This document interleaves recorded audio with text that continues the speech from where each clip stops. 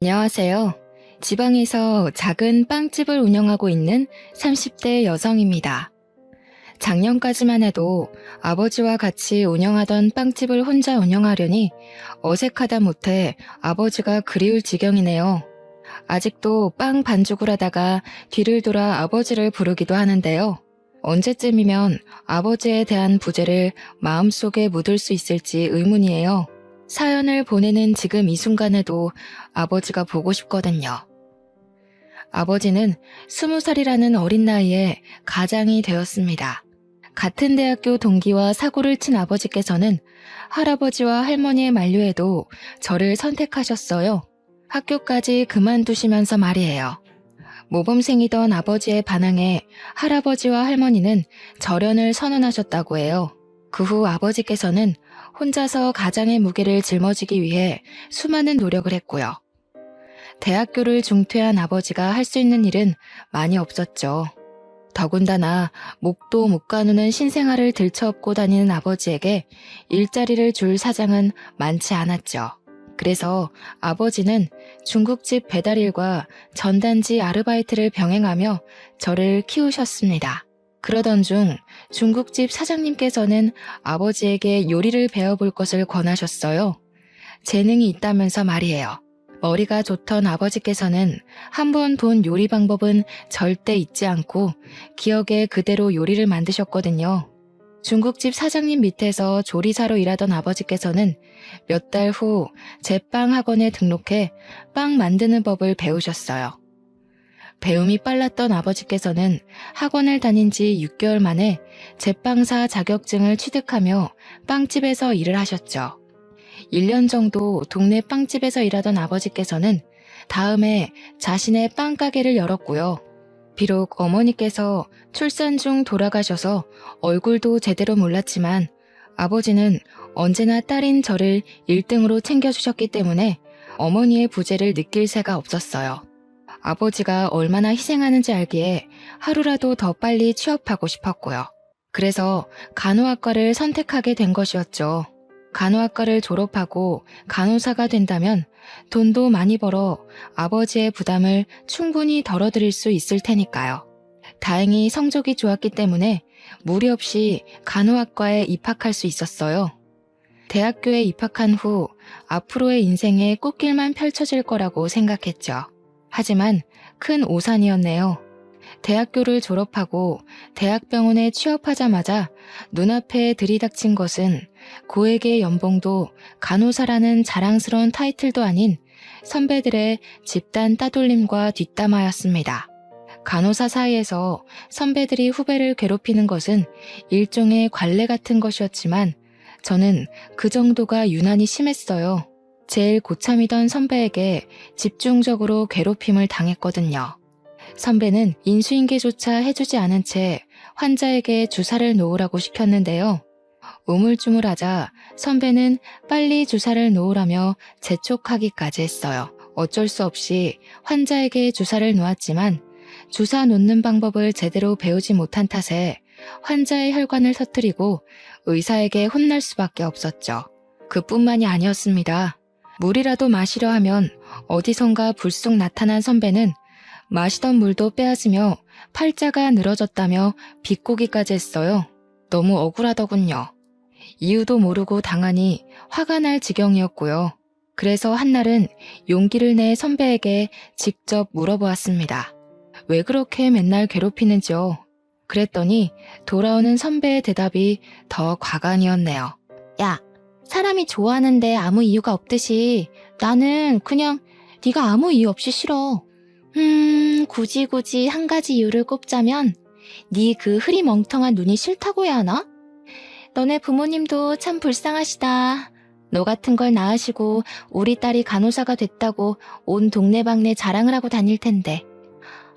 나는 시집 가기도 전에 기도부터 하려고. 시집 가서 너 같은 애 낳으면 소방 맞아도 할 말 없는 거잖아. 우리한테 말은 안 했지만 혹시 모르지? 맹추 딸 낳은 죄로 너네 엄마도 네 할머니한테 소금이나 맞으면서 구박당했을지. 몸에 있는 힘이란 힘은 다 주고 찾아갔지만 돌아온 것은 조롱과 비웃음뿐이었습니다. 그 후 선배의 괴롭힘은 더 심해졌고요. 구내 식당에서 밥을 먹고 있으면 선배는 자기가 먹던 음식을 식판에 부어버리곤 간호사 무리와 키득거리며 지나쳐갔어요. 선배의 괴롭힘이 심해질수록 그만두고 싶은 마음은 굴뚝 같았죠. 매일 밤 제발 사고가 나기를 바랄 정도로요. 그렇다고 해서 간호사 일을 그만둘 수는 없었습니다. 아버지에게 이제야 자랑스러운 딸이 되었는데 행복스레 딸 자랑을 하던 아버지 얼굴에 먹칠을 하고 싶지 않았거든요. 그래서 꾸역꾸역 선배의 괴롭힘을 참으며 병원을 다녔죠. 하지만 지속적인 언어폭력과 무시는 점점 더 몸과 마음을 지치게 만들었어요. 스트레스는 폭식으로까지 이어져 입사를 한 지 6개월 만에 30kg까지 쪄버렸고요. 살이 찌자 선배는 더 악랄하게 괴롭혀오더군요. 외모 비하까지 서슴지 않으면서 말이에요. 내가 볼 때 미라 씨는 병원이 아니라 정육점으로 출근을 해야 될 것 같은데? 지금 모습에서는 간호사보다 정육점 주인이 더 잘 어울릴 것 같거든. 이왕 이렇게 된 거 병원 일 그만두고 정육점 주인으로 이직이나 하지 그래? 솔직히 같이 일하는 우리야 눈을 포기한다 생각하고 일하면 그만이지만 다른 손님들한테는 민폐일 것 같아서. 어디 요즘 간호사가 의료진이기만 해? 환자들 상대하는 서비스직에 더 가깝지. 미라 씨도 그 튀어나온 비계살 보면서 잘 생각해봐. 미라 씨가 환자고 같은 간호사가 있으면 날씬하고 일 잘하는 간호사한테 자기 몸을 맡기고 싶겠어? 선배의 괴롭힘이 심해지자 머리부터 발끝까지 스트레스가 번져 출근조차 하지 못하겠더군요. 그래서 결국 모든 것을 다 포기한 채 간호사가 된 지 1년 만에 병원을 그만두게 된 것이었죠. 모든 사실을 알게 된 아버지께서는 불같이 화를 내시며 당장 병원에 달려갈 듯 소매를 걷어붙이셨어요. 하지만 못되기로 둘째가라면 서러운 선배가 아버지가 운영하는 빵집을 알아내 해코지를 할까 고개만 절레절레 흔들 뿐이었죠. 미련한 만큼 살까지 찐 채 아버지에게 징징거리는 스스로의 모습에 울컥 눈물이 터져 나왔는데요. 아버지께서는 이런저도 딸이라고 꼭 끌어안아 주시면서 그동안 쓰레기 같은 곳에서 잘 버텼다며 제 마음을 헤아려 주셨네요.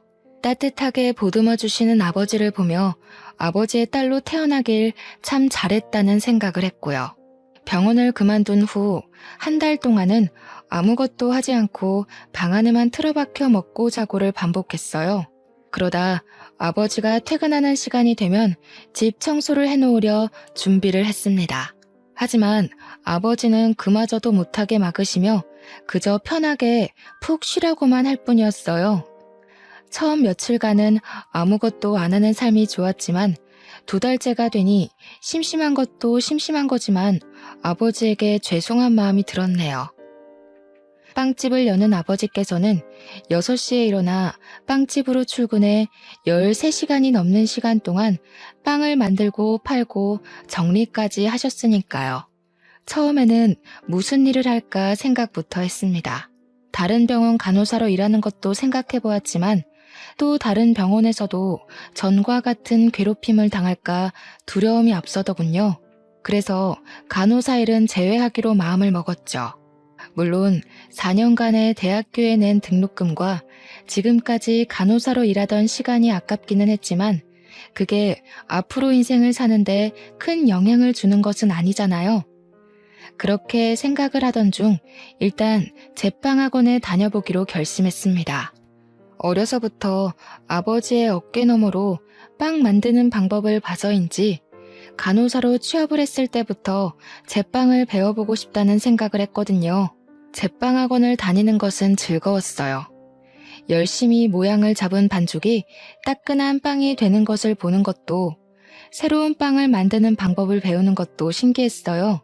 제빵 자격증을 취득한 뒤로는 아버지에게 빵집에서 같이 일하게 해달라며 조르다시피 부탁을 드렸죠.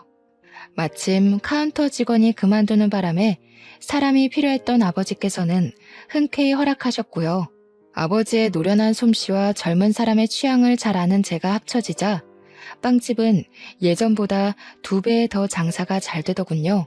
손님이 북적일수록 카운터의 문이 닫히지 않을 정도로 돈은 넘쳐났죠.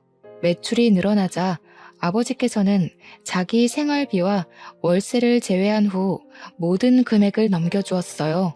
거부를 해봐도 아버지께서는 안 받을 바에는 불에 태울 거라며 반협박식으로 주머니에 돈을 찔러 넣으셨습니다.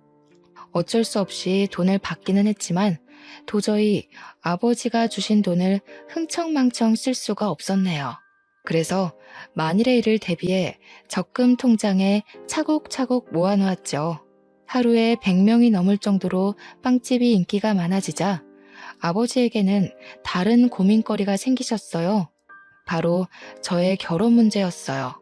28살로 홍기가 꽉 찬 저를 보며 아버지께서는 제발 괜찮은 사람과 결혼을 했으면 좋겠다고 노래를 부르셨는데요. 그런데 며칠 후 거짓말처럼 호감을 표시하는 사람이 생기더군요. 빵집 단골 손님이던 남자는 어느 날 번호가 적힌 쪽지를 주고 갔죠. 바로 위층 학원에서 고등학교 영어 강사로 일하고 있는 남자는 통통하고 귀여운 제가 마음에 든다며 용기를 냈다고 했어요. 처음에는 사람에게 입은 상처가 커 남자를 밀어내려 했지만 남자는 끊임없이 자기의 마음을 표하며 근처를 서성였죠. 결국 남자의 적극적인 애정 공세로 만남을 시작한 만남은 결혼까지 생각하는 깊은 인연으로 변하게 되었습니다. 남자는 부모님이 빨리 돌아가셔서 중학생 때부터 3살 위의 누나와 함께 의지하며 살았다고 했어요. 오히려 그 점이 마음에 들었죠. 가족이 없는 아픔을 아는 남자라면 오히려 가족의 소중함을 더 잘할 거라고 생각했거든요. 그렇게 시간이 지나고 기다리던 상견례 날짜가 다가왔습니다. 아버지께서는 내색을 하지는 않으셨지만 상견례 자리가 무척 떨려 보이셨어요. 저 또한 예외는 아니었고요. 아직 얼굴을 보지는 않았지만 남자의 누나라면 좋은 관계를 맺을 수 있다고 생각했네요. 서로 같은 아픔이 있는 사람들끼리는 더 빨리 친밀감을 쌓는 법이잖아요.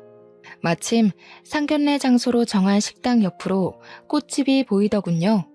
꽃집 앞에는 핑크색 장미꽃이 놓여 있었어요. 그 꽃은 꼭 앞으로 시작될 앞날을 축복해주는 기분이 들었고요. 그래서 계산을 한 뒤 꽃다발을 품에 안고 식당 안으로 들어갔죠. 은은하게 퍼지는 장미 향기를 맡으며 앞으로의 앞날이 봄날이 펼쳐질 거라고 확신했습니다.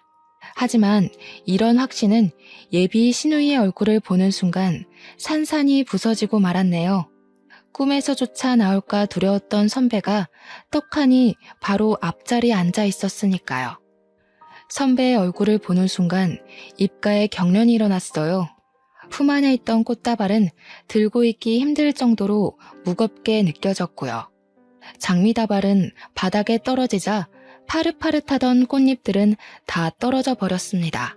식당 바닥에는 온통 장미 꽃잎뿐이었죠. 서 있는 자세에 그대로 얼어있자 저와 남자를 번갈아가며 쳐다보던 선배는 손을 높이 들어올려 남자의 뺨을 내리쳤죠. 있는 힘껏 말이에요. 야, 너는 주변에 만날 여자가 그렇게 없냐?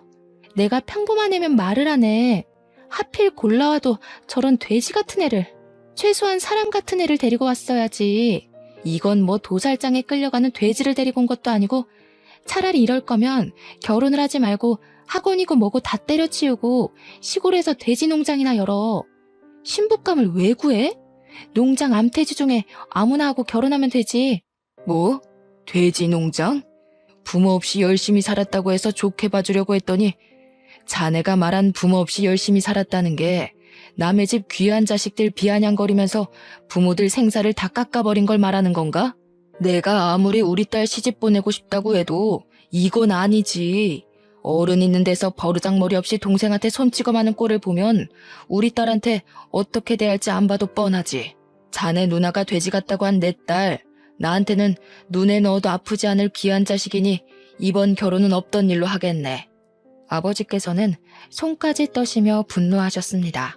선배가 막대 먹은 것은 알았지만 어른 앞에서까지 이럴 줄은 몰랐죠.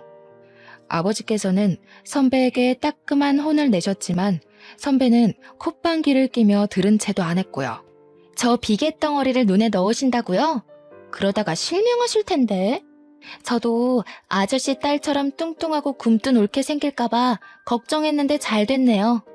둘이 결혼한다고 했으면 제가 어떻게 해서라도 이혼시키려고 했는데 제가 또 사람 피말리는 건 전문이거든요. 아저씨도 자꾸 딸 예쁘다고 감싸지만 마시고 따끔하게 혼도 내고 그러세요. 음식도 작작 먹이고요. 접시도 뜯어먹게 생긴 여자를 누가 좋아하겠어요? 소박이나 안 맞으면 다행이지. 딸 밥 해먹일 때도 고생이시겠네요. 사람만 한 수트로 밥을 지어야 하니. 그래도 아저씨 집은 좋겠네요.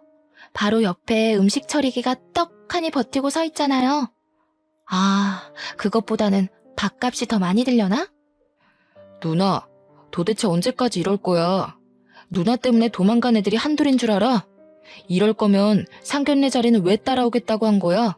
매번 누나 때문에 이런 식으로 결혼 엎어지는 것도 지겨워. 차라리 계속 깽판을 치고 싶은 거면 누나야말로 상견례 자리에서 이러지 말고 차라리 개싸움하는 데를 가라고. 너 고작 저 비계덩어리 때문에 나한테 화내는 거야? 부모님 돌아가시고 내가 너를 어떻게 키웠는데. 도대체 뭐에 홀려서 나한테 이러는지는 모르겠지만 너 정신 똑바로 차려. 와이프는 얼마든지 바꿀 수 있어도 피나는 형제끼리는 죽을 때까지 같이 가는 법이야. 막말로 전현이 바람이라도 피우고 나면 너 어쩔 건데?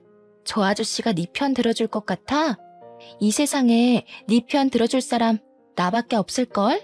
이 세상에 내 편 들어줄 사람이 누나밖에 없는 게 아니라 이 세상에 나를 제일 괴롭히는 사람이야. 이 결혼 깨지면 다시는 누나 안 볼 테니까 그런 줄 알아. 상견례가 끝난 후 남자는 매일같이 저희 집 앞을 찾아왔어요. 누나의 잘못까지 자신이 빈다면서요. 하지만 아버지는 단호하게 남자를 밀어내셨죠. 언제나 다정하시던 아버지의 환한 모습에 당황하기도 했습니다. 이만하면 봐줄만도 한데 아버지께서는 절대 물러나지 않으셨거든요. 하지만 한편으로는 이런 아버지가 있다는 것이 고맙기도 했네요. 아버지가 아니었다면 바보 같은 저는 얼렁뚱땅 남자의 사과에 넘어가 빚지는 결혼을 했을 테니까요. 아버지가 계속해서 강한 태도로 나오자 급기야는 선배까지 집 앞으로 찾아오더군요. 선배는 자신이 경솔했다며 제발 이 결혼만은 진행해달라고 했습니다. 선배의 사과를 받은 후에야 아버지는 결혼을 허락하셨고요. 결혼 후 모든 것이 순조롭게 풀릴 것 같았지만 막상 식을 올리고 나니 그게 아니었어요. 결혼은 현실이란 말을 이해하게 되었죠. 어른의 도움 없이 혼자서 학업을 마쳐야 했던 남편에게는 빚이 참 많았거든요. 학자금 대출금부터 차 할부금까지 남편의 월급은 손에 들어오기도 전에 곳곳에 있는 채무자들에게 넘겨주는 셈이었죠. 그래서 모아놓은 돈으로 신혼살림을 시작했네요. 신혼집을 구하고 가구를 사서야 아버지께서 왜 그렇게 많은 돈을 저에게 주셨는지 알게 되었습니다. 다행히 차곡차곡 돈을 모아놓은 탓에 아파트로 이사를 갈 수 있었어요. 물론 20년이 지난 구축이기는 했지만 집주인이 워낙 관리를 잘해놓은 탓에 리모델링을 할 필요도 없었고 더군다나 위치가 너무 좋았죠. 새로 구한 신혼집은 도보로 출근을 할 수 있었습니다. 신혼집을 구하고 가구로 집을 채워놓고 나니 딱 절반 가까운 금액이 수중에 남더군요. 남은 돈은 당연히 아버지에게 드렸고요. 남편 또한 아버지에게 지원받은 것이 있으니 당연히 수긍할 거라고 생각했죠. 하지만 남편은 저와 생각이 많이 다른 것 같더군요.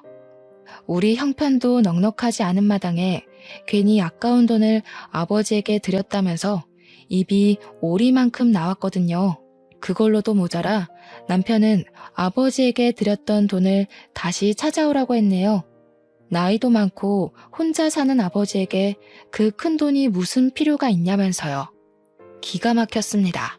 남편을 비하하는 것은 아니었지만 집을 사는데 돈을 보태기는커녕 몸만 달랑 들어온 주제에 마치 돈주인이라도 된 듯이 뻔뻔하게 나오는 것을 전혀 이해할 수 없었어요. 그래서 꾹 다물었던 입을 연 것이었죠. 내가 치사하게 들릴까봐 이런 말까지는 안 하려고 했지만 당신 좀 너무한 거 아니야? 집 사는데 10원 한 장 안 보탰으면서 돈 욕심은 왜 그렇게 많은 건데? 누가 보면 집이며 차며 다 당신 돈으로 해온 줄 알겠어. 당신이 지금 아파트에서 배 따시게 자서 까먹었나 본데 우리 형편에 이 정도 평수 아파트에서 비싼 가전제품 들이고 사는 게 다 누구 덕분인데. 아빠 돈 아니었으면 우리가 이렇게 살 수나 있었겠냐고. 아, 그래. 네 본심이 이거였네. 그래. 나 부모도 없고 가진 것도 없어서 장가 올 때 빈손으로 들어온 능력 없는 놈이다. 근데 그게 뭐 어때서? 모르고 결혼한 것도 아니고 다 알고 결혼했으면서 이제 와서 그거 가지고 걸고 넘어지는 이유가 뭔데? 애초에 결혼이라는 게 왜 있는 건데? 서로 부족한 점 있으면 채우고 살라고 있는 거잖아. 나도 나지만 당신도 잘난 거 하나 없으면서 서로 보듬고 사는 게 당연한 거잖아. 그까짓 돈 얼마나 한다고 남편 속까지 들치면서 말썽을 피우는지. 우리 사정 뻔히 알면서 장인어른도 그러시는 거 아니야. 빵 반죽만 주무르는 사람이 그 많은 돈 쓸 데가 어디 있다고. 내가 부모였으면 형편 어려운 딸내 부부한테 줬을 거라고. 늙으면 욕심만 많아진다고 하더니 장인어른이 딱 그 꼴이잖아. 당신, 우리 아빠한테 어떻게 그런 말을 할 수가 있어. 우리 아빠 표현은 안 하지만 당신 엄청 아끼셨어. 그리고 돈 필요할 때마다 우리 아빠한테 몰래 가서 용돈 달라고 손 내밀었던 거 내가 몰라서 가만히 있었는지 알아? 당신이 우리 아빠한테 가져간 돈만 다 합쳐도 돈 1,000만 원은 나와. 근데 뭐? 우리 아빠가 늙어서 욕심만 많아? 나는 무슨 일이 있어도 그 돈 다시 못 가져오니까 그렇게 돈이 가지고 싶으면 당신이 직접 대리운전을 하던 편의점 아르바이트를 하던 일하면서 벌어. 애초에 성인이면 자기가 쓸 돈은 자기가 책임지는 게 당연한 거잖아? 그래, 고아 주제에 아빠 잘 만나서 호강에 코 박은 마누라한테 내가 뭘 바라겠냐? 그냥 닥치고 돈이나 벌면서 처가살이나 해야지. 반박할 말이 없는지 남편은 씩씩거리며 화만 낼 뿐이었어요. 돈 문제로 다투고 난 후에는 감정이 상했는지 일주일 정도 각방을 썼고요. 남편의 행동이 지나치다는 것은 알았지만 얼굴을 붉힐 정도로 심한 일도 아니었기에 그냥 넘어가려고 했는데요. 먼저 신우이에게 전화가 오더군요. 신우이는 전화를 받자마자 입에 담지 못할 상스러운 말들로 귀를 더럽혔습니다. 어찌된 영문인지 신우이는 아버지에게 드린 돈의 행방을 알고 있더군요. 추측하는 것은 간단했어요. 입이 50원짜리 동전보다 싼 남편이 그 사이를 못 참고 신우이에게 돈 때문에 쌓은 것을 일러 바친 것이었죠. 신우이는 세상이 아무리 좋아졌지만 어디 남편에게 바락바락 언성을 높이냐면서 혼을 내기 시작했습니다. 병원에서 저를 괴롭힐 때처럼 말이에요. 하지만 그때처럼 가만히 당하고만 있지는 않았네요. 형님이 이렇게까지 저희 부부 지갑 사정을 생각해 주시는 줄 몰랐네요. 이럴 줄 알았으면 형님한테 명품백이 아니라 그냥 결혼식 기념 뷔페 이용권이나 드리는 건데 제가 생각을 잘못했네요. 그럼 말 나온 김에 제가 형님한테 사드린 명품백 먼저 다시 돌려주시겠어요? 그 가방 판돈이면 저희 아버지 드린 돈만큼은 못하더라도 우리 그이 차 할부금 갚을 돈은 될 것 같은데요. 아시다시피 저희 아버지는 연세가 있으시잖아요. 나이 들어서 아픈 게 제일 서럽다는데 그래도 돈은 있어야죠. 가방은 저희 집 주소로 보내주시면 돼요. 가방 이야기를 꺼내자 신우이는 언제 떠들었냐는 듯이 가만히 있었습니다. 남의 돈으로 생색은 내고 싶지만 자기가 가진 걸 포기하면서까지 남편을 돕고 싶지는 않았던 것이죠. 이번 일로 잘 마무리되면 좋았겠지만 남편과 신우이는 여러 번 사건 사고를 일으키며 머리를 아프게 했어요. 사치가 심한 신우이는 언제나 생활고에 시달렸습니다. 월급을 받는 족족 미친 듯이 카드를 긁던 신우이는 부업을 시작한다고 했고요. 신우이가 선택한 부업은 보험이었어요. 보험 영업을 뛰는 친구를 따라 시작한 것이었죠. 신우이가 살가운 척을 한 것도 보험을 시작한 후부터였습니다. 빵집 근처에는 코빼기도 안 비치던 신우이는 병원 일이 끝나면 빵집으로 달려와 보험을 들라며 아버지와 저를 꼬시려고 했죠. 필요한 보험이라면 들어줄 법도 했지만 신우이는 50만 원이나 되는 종신보험을 가입하라며 서류를 내밀었어요. 터무니없는 가격에 놀라 손사래를 칠 때면 신우이는 다 피가 되고 살이 되는 보험이라며 들라고 강요를 했습니다. 참다 못한 아버지께서 호통을 치자 신우이는 그제서야 보험 서류를 가방에 집어넣었고요. 그 후 신우이는 저희 가족에게 보험을 들라는 강요를 하지 않았어요. 신우이가 드디어 정신을 차렸다고 생각했죠. 하지만 그 생각은 오래가지 못했네요. 우연히 확인한 남편의 통장에서는 꾸준히 50만 원이 빠져나가고 있었거든요. 남편에게 50만 원의 행방을 묻자 처음에는 노트북을 사서 그런 거라며 변명을 했어요. 하지만 계속 추궁하자 신우이에게 종신보험을 들어주었다고 실토를 했죠. 남편이 신우이에게서 말도 안 되는 보험을 들어준 것도 화가 났지만 제일 어이가 없었던 것은 신우이였습니다. 자신의 사치를 하기 위해 하나밖에 없는 남동생에게 말도 안 되는 보험을 팔아먹다뇨.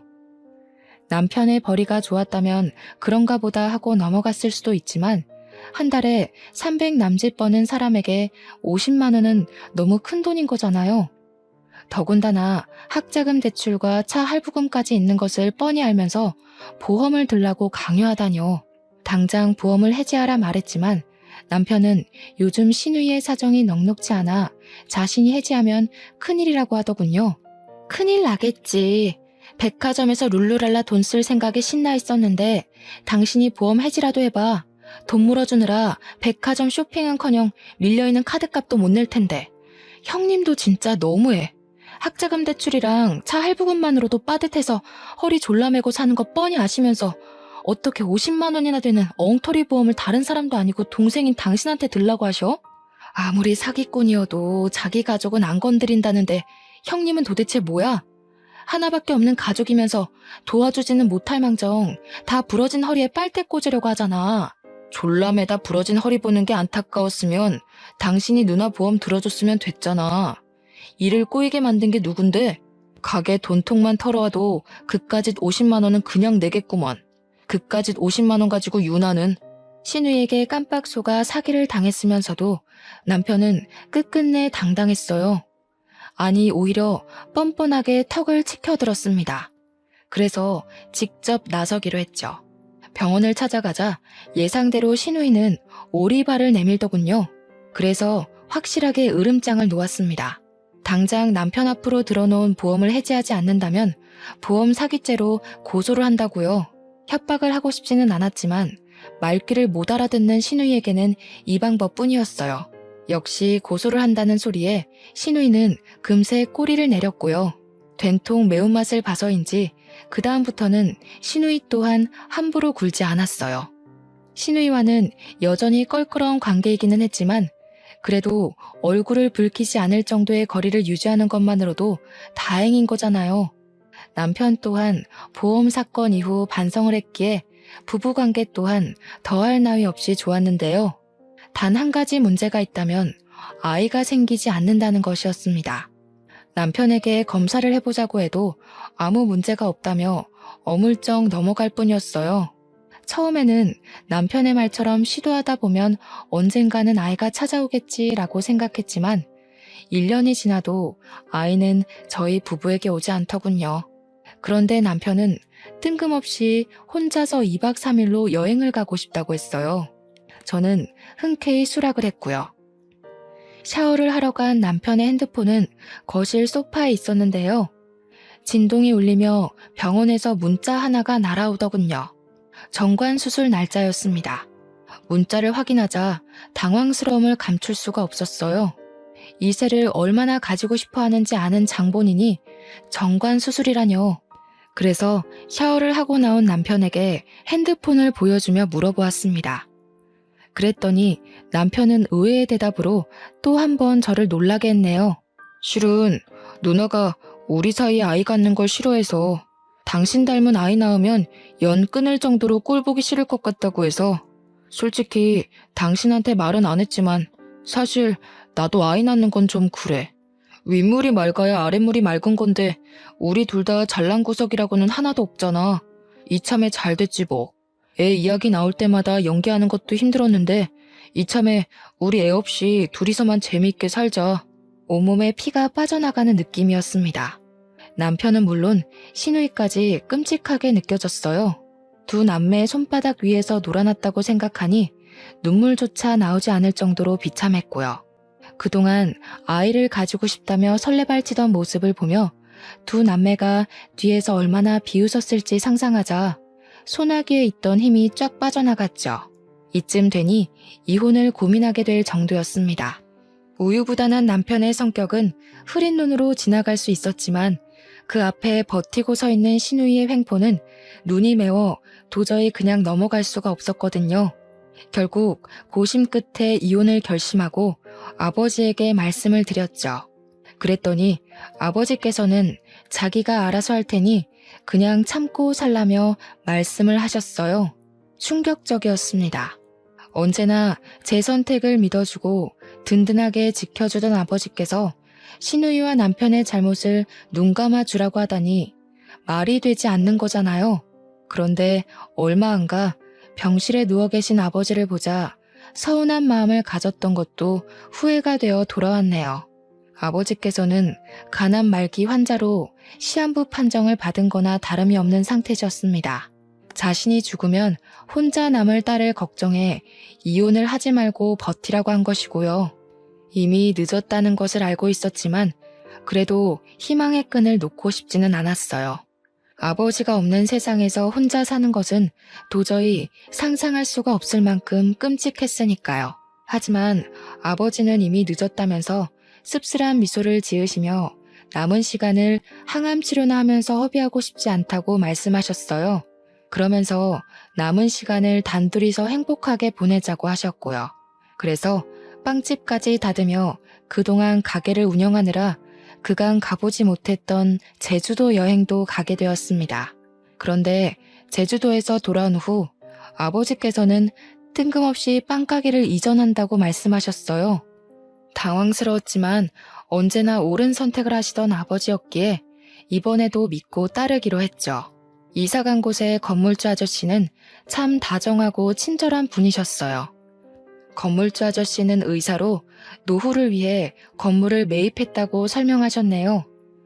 빵가게를 이전한 후 아버지의 상태는 급격하게 나빠지셨습니다. 혼자서 빵가게를 운영하게 되자 막막해지는 기분이었어요. 당장이라도 병원에 계신 아버지에게 달려가고 싶을 만큼 카운터에 혼자 남겨진 것이 두려웠죠. 하지만 그럴 때마다 힘이 돼준 것은 건물주 아저씨였습니다. 아저씨께서는 퇴근 시간마다 들러 위로를 해주시면서 청소 같은 것도 도와주셨어요. 숨겨진 아저씨의 딸이 아닐까라는 우스운 생각을 할 정도로 아저씨는 저를 세입자 그 이상으로 생각해 주셨죠. 마치 자신의 친딸처럼 말이에요. 사모님 또한 정말 좋은 분이셨습니다. 혼자서 큰 빵가게를 운영하는 것이 대단하다며 반찬을 가져다 주셨거든요. 좋은 인연으로 연결된 빵가게에서 저는 그 어느 때보다 편한 마음으로 일에 열중할 수 있었네요. 금요일 밤 여느 때와 같이 마감 청소를 하고 있자 아저씨께서는 문 밖에서 손을 흔드셨습니다. 그런데 아저씨 뒤에는 익숙한 모습의 사람이 보였어요. 시누이였습니다. 시누이는 아저씨를 보더니 깜짝 놀라며 냉큼 인사부터 했어요. 버릇없고 아나무인인 시누이가 모르는 사람에게 인사부터 하다니 당황스러웠죠. 하지만 이야기를 나눠보니 시누이가 아저씨에게 인사를 한 이유를 알겠더군요. 건물주 아저씨는 시누이가 일하는 병원의 새로운 의사셨거든요. 올케는 정말 제 친자매랑 다를 게 없어요. 저희 올케한테 이런 은혜를 베풀어 주시다니 몸둘 바를 모르겠네요. 사돈어른께서도 올케가 이렇게 잘 지내는 모습 보면 편안하게 눈 감으실 수 있을 것 같아요. 시누이는 정말 소중한 가족이라도 된 듯 손으로 눈물까지 찍어내며 가증스러운 연기를 펼쳤어요.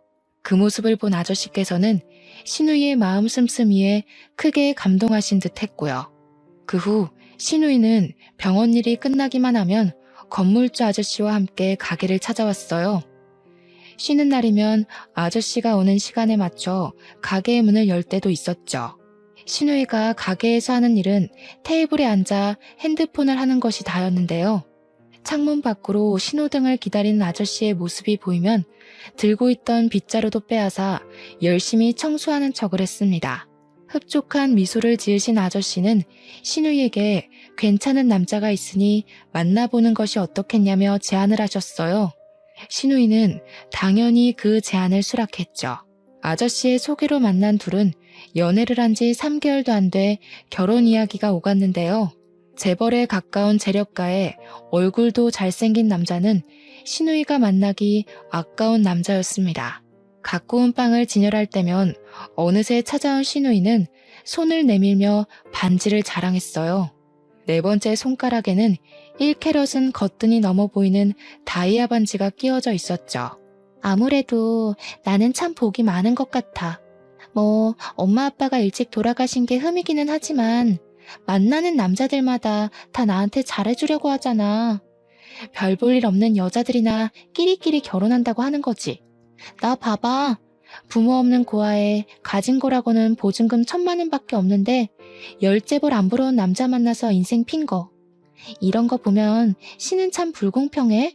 나같이 운 좋아서 만나는 남자들한테 모두 사랑받는 사람이 있는가 하면 올케처럼 사랑이라고는 가뭄에 콩 나듯이 받는 사람도 있잖아. 아, 우리 올케 불쌍해서 어쩌나? 그나마 그 뚱뚱한 몸뚱이 감싸주던 아빠마저 하늘나라로 갈 예정인 거잖아. 올케는 내 동생이라도 있는 걸 다행이라고 생각해. 아니었어 봐. 지금쯤 험한 사람 만나서 이 빵집도 다 날리고 판자촌 같은 집에서 유통기한 지난 삼각김밥이나 뜯어먹으면서 살았을걸? 어떻게든 무시하려고 했지만 신우이는 가는 곳마다 따라다니며 신경을 살살 긁어댔습니다. 가뜩이나 쇠약해진 아버지로 인해 곤두선 신경은 신우이의 막말로 인해 피가 날 정도로 고통스러웠죠. 그래서 다물고 있던 입을 열게 된 것이고요. 운이 좋은 게 아니라 남의 걸 잘 뺏어가는 거죠. 저 아니었으면 형님이 아저씨 만날 일도 없었고 분에 넘치도록 좋은 남자 만날 일도 없었을 거 아니에요. 저 아니었으면 말년에 편의점 돌아다니면서 폐기 처분된 삼각김밥 구걸하는 건 아마 형님이었을걸요? 세상 어느 남자가 돈 벌어오는 족족 다 써제끼는 여자랑 결혼하고 싶어 하겠어요. 제발 남의 거 훔쳐갔으면 창피한 줄 알고 입 좀 다물고 사세요. 이게 어디서 훈계질이야? 요즘에 봐줬더니 네가 날 아주 만만하게 보는구나. 카운터 앞에 서 있던 신우이는 빵 진열대로 걸어오더니 급기야 머리채를 잡기까지 했습니다. 어찌나 억센 힘으로 머리를 잡아챘는지 모근이 뽑히는 느낌까지 들었죠. 질 수 없어 힘겹게 팔을 들어 길게 늘어진 신우이의 머리채를 잡자 신우이는 가게가 떠나가라 비명을 질렀어요.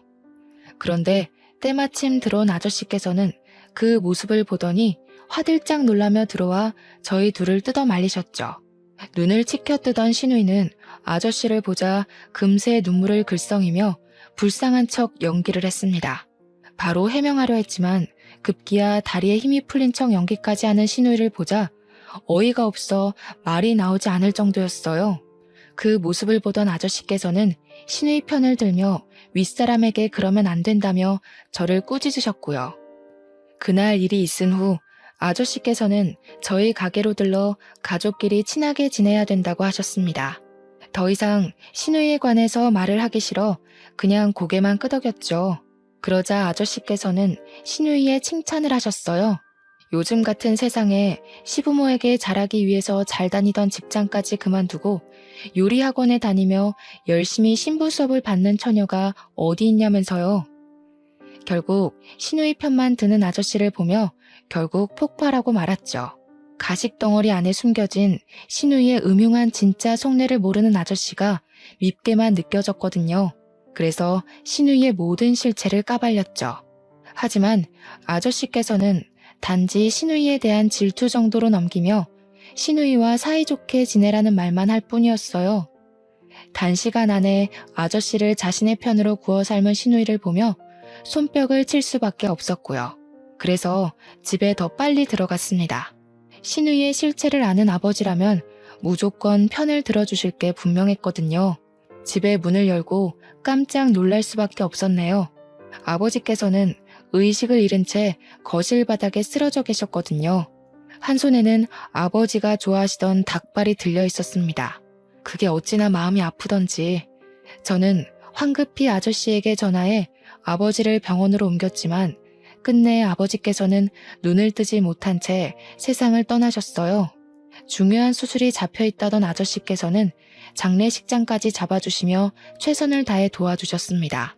그저 고마울 뿐이었죠. 아저씨가 나가고 넓은 장례식장 안에 혼자 있자 쓸쓸함과 서러움이 한꺼번에 밀려오더군요. 그래서 남편에게 황급히 전화를 건 것이고요. 허우대뿐인 남편이라고 해도 지금은 그 허우대라도 필요했거든요. 하지만 남편은 몇 통의 전화를 해도 받질 않았습니다. 결국 혼자서 텅 빈 장례식장을 지켜야 했죠. 불행 중 다행인 것이 있다면 장례식장에 온 사람이 손에 꼽을 만큼 적다는 것이었어요. 장례식에 온 사람들을 맞을 때면 내가 왜 이곳에 있는지 까먹을 정도로 아버지의 죽음은 멀게만 느껴졌는데요. 아버지의 영정사진을 마주할 때면 아버지의 죽음이 코앞으로 다가와 숨통을 조여오더군요. 숨쉬는 것도 버거운 고통에 눈물조차 흐르지 않았습니다. 가슴을 두드리며 힘겨워하고 있을 때 진한 술 냄새가 느껴졌어요. 주인은 바로 신우이였죠. 술에 거하게 취한 신우이의 한 손에는 초록색 병이 들려 있었죠. 신우이는 오자마자 바닥에 누워 꼬부라진 혀를 놀리기 시작했습니다. 누굴 닮아 사교성이 없나 했더니 다 지아비를 닮아서 그런 거였어. 그런 게 아니면 장례식장에 개미 한 마리 없는 게 말이 되겠냐고. 이게 다 인생을 잘못 살았다는 증거지. 오지도 않는 사람 기다리면서 시간 낭비, 돈 낭비할 바에는 그냥 밖에서 돗자리 하나 깔고 앞에 사진이나 놓는 게 훨씬 낫지 않나? 나 같으면 창피해서라도 빨리 발이 나고 집에 갈 텐데. 올케는 참 낯짝도 두꺼워. 원래 피부 껍데기가 두꺼워서 그런 건가? 형님, 아무리 제가 밉다고 해도 그렇지 어떻게 저희 아버지 마지막 가시는 길까지 따라와서 행패를 부릴 수가 있으세요? 제가 형님한테 뭘 그렇게 잘못했길래 저희 아버지 장례식장까지 따라 들어와서 괴롭히는 거예요? 간호사 때부터 지금까지 아무 이유도 없이 사람 피 말리는 거 지겹지도 않으세요? 누가 먼저 시작한 건데 애초부터 난 너네 부녀 마음에 들지도 않았어. 그러면서 신우이는 꽁꽁 감춰뒀던 이유를 말하기 시작했습니다. 아버지께서는 제가 야간 근무를 할 때면 손수 도시락을 만들어 가져다 주셨는데요. 아버지가 싸다 주신 도시락을 먹는 모습을 볼 때면 자신은 느껴보지도 못한 부모의 사랑을 과시하는 것 같아 꼴배기가 싫었다고 하더군요. 정말 황당했어요. 고작 그런 사소한 이유로 지금까지 아무 죄 없는 사람을 괴롭히다니 이해할 수도 없었고요. 이제 끔찍하게 예뻐해주던 아빠도 없으니 앞으로 우리 돼지 신우이는 누가 돌봐주려나? 원래 주인 없는 가축은 다른 사람한테 팔리기 마련인데 가진 거라고는 배에 낀 기름밖에 없으니 어떡하려나? 혹여라도 내 동생이 평생 너 같은 돼지 돌봐줄 거라고 생각하지는 말고 내 동생은 이미 너보다 훨씬 예쁘고 능력 좋은 애 물어서 새 출발하려고 준비 중이거든. 아마 지금도 그 애랑 같이 있을걸? 그러니까 너는 가만히 있다가 칼 들고 찾아온 미친놈한테 썰려 먹힐 준비만 하고 있어. 그게 최선이니까. 감히 내 딸한테 그게 무슨 막말이야? 신우이의 조롱을 당하고 있을 때였습니다. 뒤에서 아저씨의 호통 소리가 쩌렁쩌렁하게 울려 퍼졌죠. 깜짝 놀라 뒤를 돌아보자 아저씨는 붉어진 얼굴로 신우이를 노려보고 있었어요. 성난 아저씨의 얼굴을 본 신우이는 술에 확 깬 듯 보였습니다. 누워있던 자리에서 냉큼 일어난 신우이는 자기가 술김에 나쁜 버릇을 잡아주려 따끔하게 혼을 낸 것이라며 되도 안 되는 변명을 늘어놓았어요. 그동안 우리 딸 잘 봐달라고 분에 넘치는 선짜리도 억지로 주선해서 끼워 맞춰줬더니 어디 감히 시차짓을 하고 있어? 딸이라뇨? 그게 무슨 말씀이신지. 아저씨 입에서 나온 딸이라는 말에 저와 신우이 모두 당황할 수밖에 없었어요. 아무 말도 못하고 입만 뻐끔거리고 있자 뒤이어 들어온 사모님은 눈물을 훔치며 제 어깨를 꼭 끌어안아 주셨고요. 이제야 나타나서 미안하다, 우리 딸. 사모님 입에서 나온 딸이라는 말은 귀에 착 달라붙어 왔죠. 그리고 본능적으로 알 수 있었습니다. 사모님이 돌아가신 줄로만 알았던 어머니였다는 걸요. 부잣집 외동딸이었던 어머니의 임신 소식에 외가댁에서는 골머리를 앓으셨다고 해요. 그럴 수밖에 없었어요. 어머니와 어울리지 않게 아버지께서는 가난한 농부의 자식이었거든요. 그래서 어머니 또한 저를 지우려고 한 것이고요. 하지만 아버지께서는 무릎까지 꿇으시며 쥐 죽은 듯이 아이를 키우면서 살 테니 제발 낳아만 달라고 애원을 하셨습니다. 어머니께서는 약속을 지키셨죠. 그 후 어머니는 자신의 존재를 비밀로 붙인 채 매달 생활비를 보태주면서 살아왔다고 해요. 그러던 중 시한부 판정을 받은 아버지의 전화에 모습을 드러내신 거고요. 이미 건물주 아저씨와 결혼을 한 어머니께서는 저의 존재를 그때 털어놓으셨습니다. 자식이 없던 아저씨께서는 어머니의 숨겨진 부분까지 안아주셨어요. 모든 것을 알게 되자 왈칵 눈물이 터져 나오더군요. 지금까지 아버지를 제외한 누구에게도 사랑받지 못하는 삶을 살았다고 생각했었는데 보이지 않는 곳에서 많은 이들의 사랑을 받은 것이잖아요. 그리고 아버지가 남겨주신 사랑의 덩어리가 너무 커 어떻게 해야 할지를 몰랐습니다. 어머니께서는 아버지의 영정사진 앞에 목 놓아 우는 것을 지켜보시며 등을 토닥여 주셨어요. 반대로 그 옆에 서 있던 시누이는 산 송장처럼 퍼렇게 질린 얼굴로 손을 덜덜 떨었죠. 신우 자리에서 우리 딸한테 어떻게 대했는지 잘 알았으니 보고 느끼고 들은 그대로 남편 될 사람한테 알려줘야지. 저도 알고 보면 참 불쌍하게 살았어요.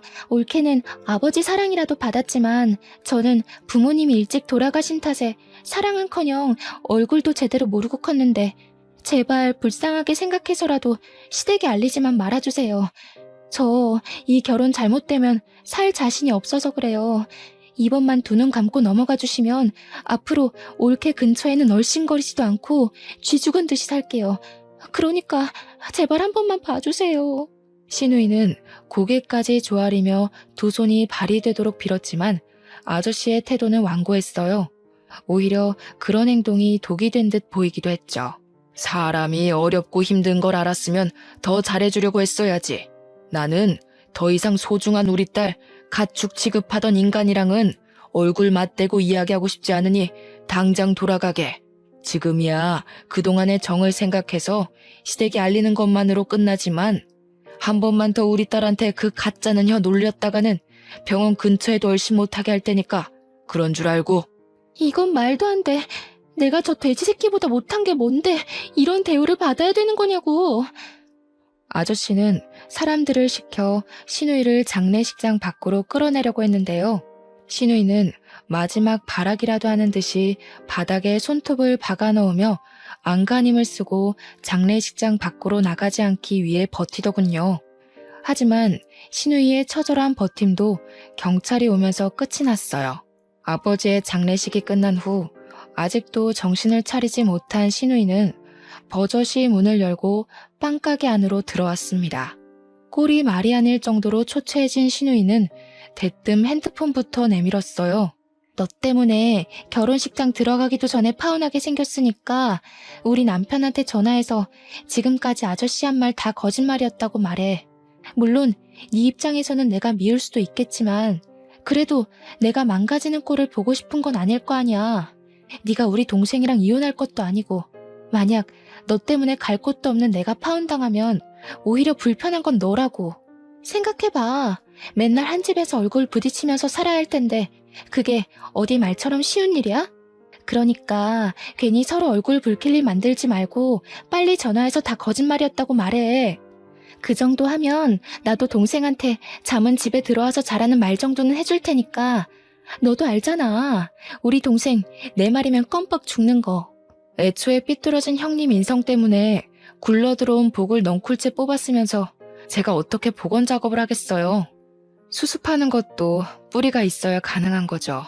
아저씨 눈에 잘 띄어서 부자 남편이랑 결혼할 뻔한 것도 다 자기 복대로라고 하셨으니 이번에도 형님 복대로 알아서 잘 처리해보세요.